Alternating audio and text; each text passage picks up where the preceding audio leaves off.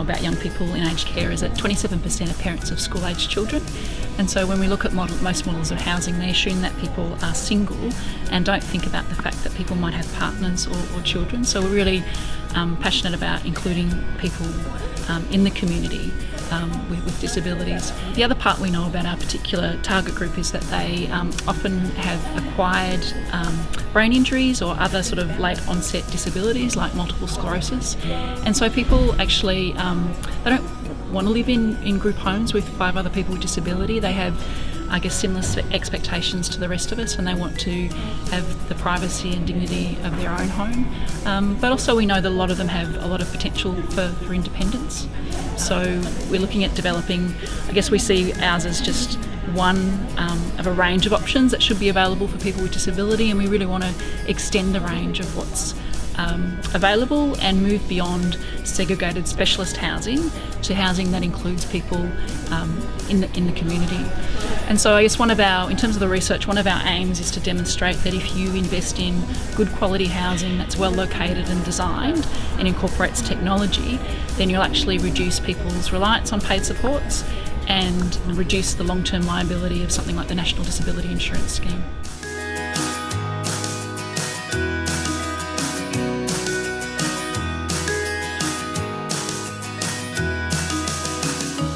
Particularly young people who've been living in nursing homes, that they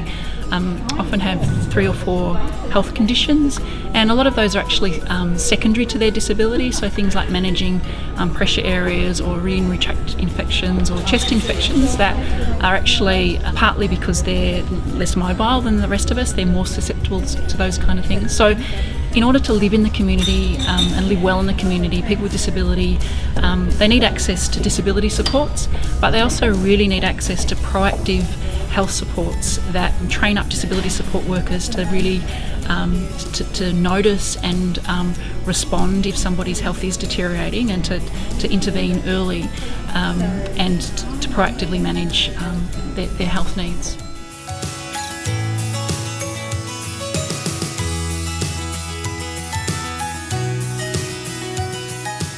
I think there's a lot of work still to be done with design, and so why we're doing demonstration projects is we're really learning by doing. And so part of our aim is to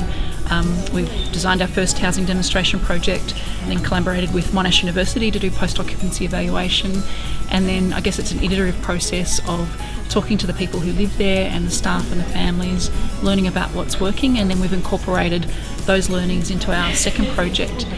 With our second housing project, we've developed a report which basically took the design brief for the whole project and turned that into a standalone document so that other people can learn from what we've done. And then again, we'll go back and do post-occupancy evaluation, and we'll do a second version of that report that also gives people an indication of the cost of each feature. But just to, I guess we're really committed to sharing knowledge and just continually improving the design of housing for people with disabilities.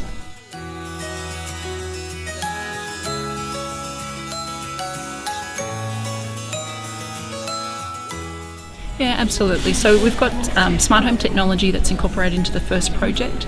and it just enables people to have privacy and independence and dignity, so that they're able to do things like open their doors, get in and out of the lift, and operate air conditioning, and I guess live relatively independently, but also to be able to let someone know when they do need help.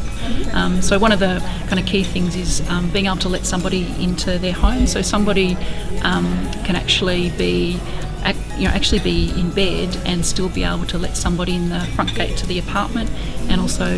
into their front door. So that just gives them more choice and control, and enables them to let either disability support workers in or friends and family, enables them to come in.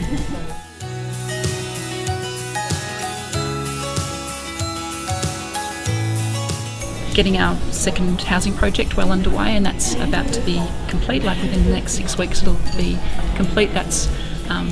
been a really exciting development. And also the work that we're doing in the NDIS trial sites to support young people in nursing homes to connect with the NDIS, and then using action research to feed that back to the NDIS to try and change some of the systems and processes. But also what we're aiming to do is really document what work and services are required to enable people to engage with the NDIS, and then costing that piece of work, and then I guess looking to the NDIS to kind of fund that kind of outreach work that's required and that pre-planning work to prepare people to engage in the NDIS and to be able to kind of set goals that are meaningful and get the services that they need.